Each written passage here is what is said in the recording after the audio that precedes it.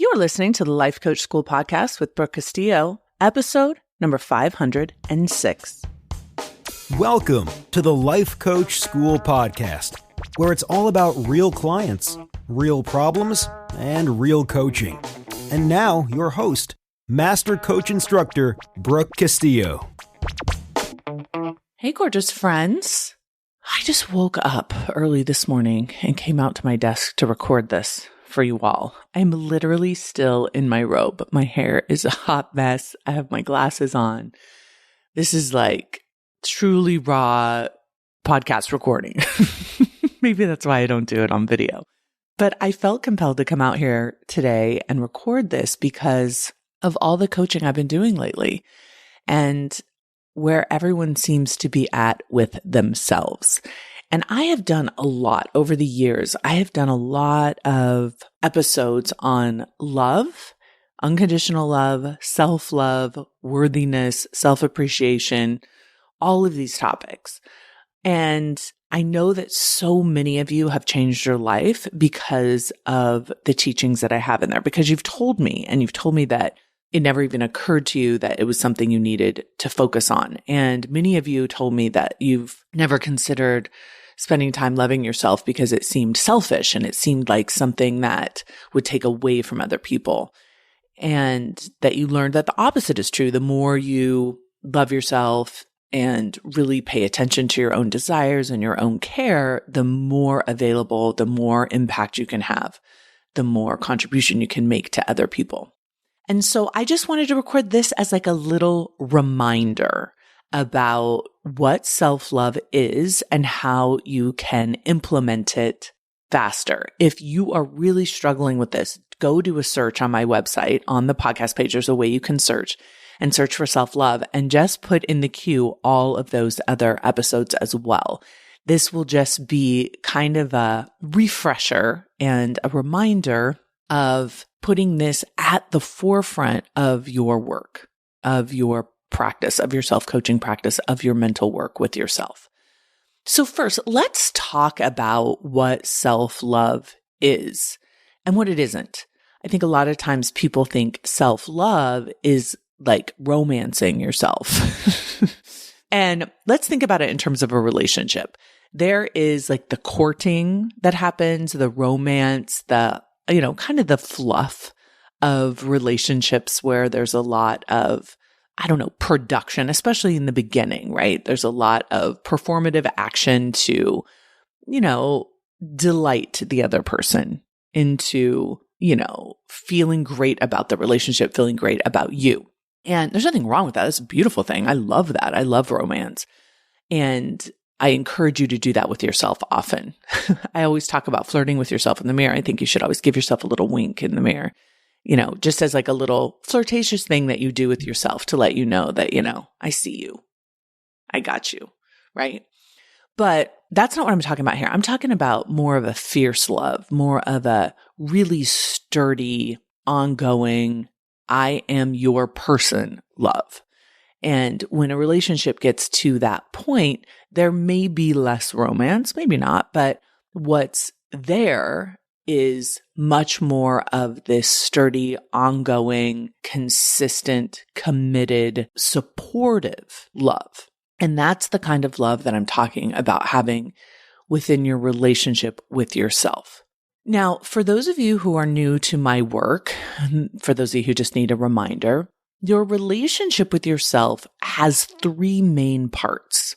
There's your relationship with you in the past, there's your relationship with you in the present, and there's the relationship with you in the future. And these relationships take on different forms of action and communication and thoughts. And so I like to think of them kind of in these separate categories. So when you go to evaluate your self-love with yourself, your relationship with yourself, you can see kind of how you're doing.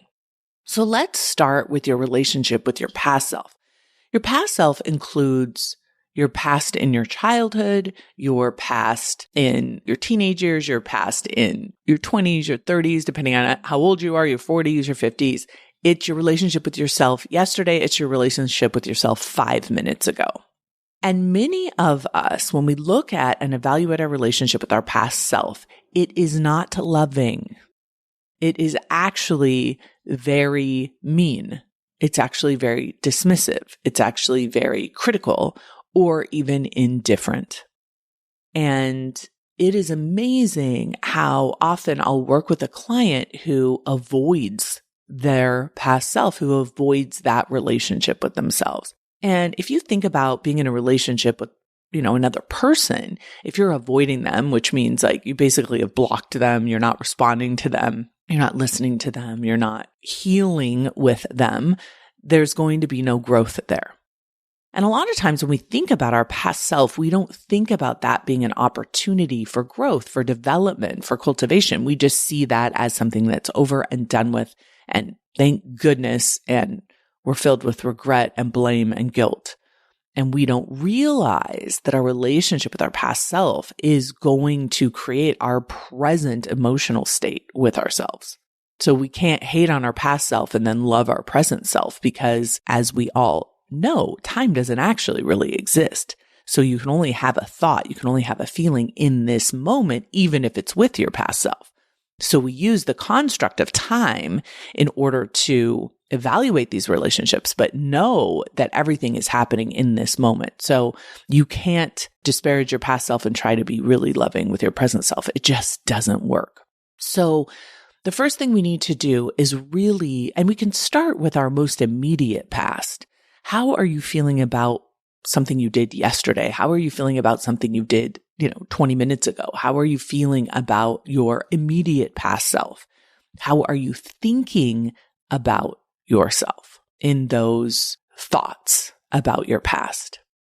And one of the things that I've really cultivated within myself is a sturdiness, is a seriousness when it comes to having my own back. Because to me, that is the purest form of self-love for me, is having someone that is there consistently. And I think it's because I have always been the one that's there for me. And I can't always say that about the other people in my life and when I was growing up and those sort of things. I always had me, and a lot of the people that I thought had me too didn't. And so I want to make sure that if there are people in my life or people in the world that don't have my best interest, who don't care about me, who don't care about my success, who don't have positive things to say, or don't want to be a positive force in the world, that I have my back when it comes to those people. And I have my back when it comes to myself being one of those people. So if you know about the human brain, which you do because you listen to this podcast, you know that the human brain loves to criticize and find fault and scare the crap out of you. And you have to be committed to kind of counteracting that with an argument for peace and for love and for worthiness and for support and for compassion. And when you start beating yourself up for something that you did in the past, it is your responsibility to stop the fight. And when someone else is maybe beating you up for something, or someone else is having thoughts, or, a family member is, having an emotional reaction to you or something you've done in the past, it is your responsibility to yourself to love yourself through that process. And when you love yourself through that process, you will be able to put love back into the world. You do not want to match your own criticism with more criticism. I've seen this happen a lot where you recognize yourself criticizing yourself in the past, and then you criticize yourself for criticizing yourself. It doesn't work, my friends. So understanding our relationship with ourselves in the past and noticing anywhere where you are being anything other than loving is an opportunity for you to heal. I think a lot of times when we talk about healing our past traumas, a lot of us think that means going and talking to perpetrators, going and talking to people who are being unkind, going and talking to people who we think are hurting us. That is not what is absolutely necessary, and it's definitely not the first step. The first step is to look at your self-relationship, your relationship with yourself in the past, and see, where are you the one who isn't loving? Where are you the one who isn't being kind to you? Where are you the one that isn't being forgiving and generating feelings of worthiness for you? That is your work in loving yourself in the past. Then we can shift our attention to the present. Now, again, as I said before, everything really only is in the present, right? The thoughts that we have about our past and about our future are being experienced here in the present. But when we start looking at our relationship with ourselves in this moment, we can find a very powerful source of emotion. And we can generate that for ourselves in this moment. If we wake up in the morning and we generate for ourselves, as a gift to ourselves, positive thoughts about ourselves and positive emotions for ourselves, we are going to vibrate on a much higher emotional level throughout the day. And when we're vibrating on that emotional level, it's easier to be kind to ourselves. It's easier to be loving. It's easier to be compassionate to our past and future selves too. So a lot of times someone will come on a coaching call with me and they will just start unloading all of their negative thoughts. And this is a beautiful thing. This is what coaching is for. This is exactly what they should be doing on a coaching call. But what happens is as they're talking about all these negative thoughts, they don't even realize that they're optional. They don't even realize that these negative thoughts are going on in their brain without their permission. And so one of the things I do in coaching is I help them become conscious of those negative thoughts, negative judgments against themselves, negative criticisms. And you would not believe some of the things we can think about our own selves, things we would never think about other people, that we end up thinking about ourselves and not even being aware of the negative impact this is having on us. And it is relatively easy to come up with thoughts that are positive and that you believe. And this is a huge difference. And I want to make sure we understand this difference between this idea of just affirmations for the sake of affirmations or this toxic positivity where we're pretending to be positive, but we aren't actually being positive. That's not what I'm talking about here. I'm talking about finding thoughts that are true that you do believe. And this is something that coaching really helps with because I can help my clients reach for a space where there is something that's real. I have done good things in my life. That's true. I have done good things in my life.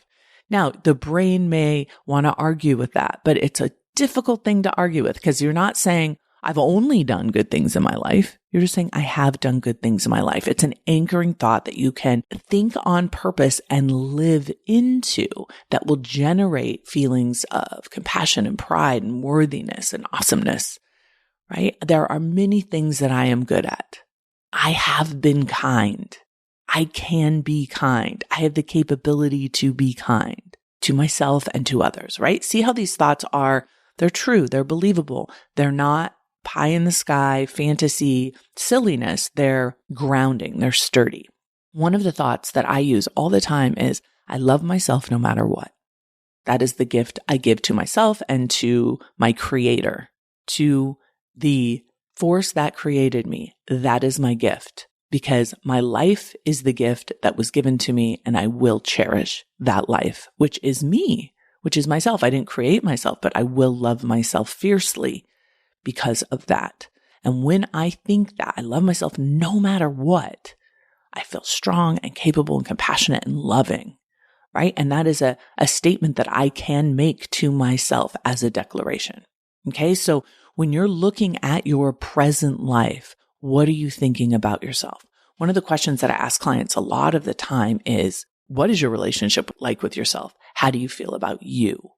And really, I would say about half the time, people say not good. My relationship with myself is not good. And what's amazing about that is that our relationship with ourselves is one of the only things that we have 100% control over. We can love ourselves no matter what anyone else does, no matter what's happening in the world, no matter what anyone else says, no matter anything that we've ever done, no matter anything we've ever said, any mistake we've ever made, any transgression we've ever had with another person, we can still choose to love ourselves and them fiercely, and no one can take that away from us. We can't make other people love us. We can't make relationships work if the other person doesn't want to, but we can make that choice for ourselves. We can make our relationship with our self work. So when we're beating up on ourselves, either in the past or in the present, we are doing the opposite of what self-love would do. And so we can ask ourselves when we're taking action, when it has to do with ourselves, is what would love do in this situation? What would self-love do in this situation? And then our relationship with our future self, I think, is one of the most important relationships in the expression of self-love. I've said this before, but I think it's really important to remember that when I try and teach discipline, when I try and teach the concept of honoring your word to yourself, which is the highest form of discipline, it's deciding with that highest form of your brain what you want for your life and then committing to doing it and then doing it is, I think, the highest form of self-love we have for our future self.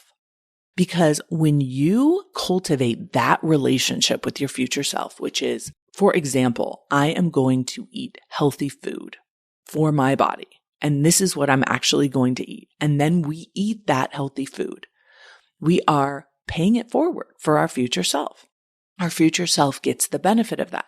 Now notice how that becomes compounding, because as my future self, I can look back to my past self and give her a little wink like, hey, thanks for the hookup. Thanks for taking care of me. Thanks for eating healthy, because now I'm experiencing that benefit. Now all of a sudden my relationship with my present self and my past self has gotten stronger and better and more committed.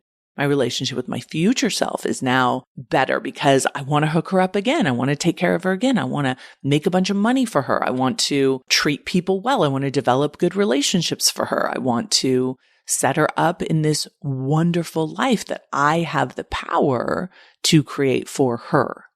And then when I am in that future place, then I can look back at my now past self and have so much love and compassion. And like, I think about my past self and I just love her. I love how hard she's worked. I love how much she's created. I love how much time she's spent thinking about all of her clients and all of the value that she can create. Because now when I get on a coaching call and someone says to me, oh my gosh, you've changed my life so much, I know it's my past self and the work that I've done that has created that present moment opportunity for me to be in gratitude with my own client.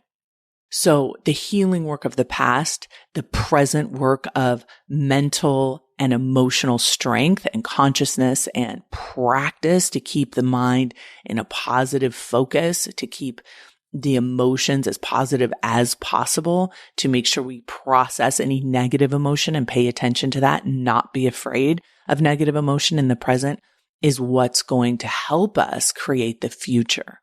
By setting big goals in the present for our future self and honoring our calendars that we set from that highest part of our brain, we are developing very steady, sturdy self-love for our future self. I know that I can count on myself to take care of myself. I know that in the future, I will now be my past self. That relationship is ongoing.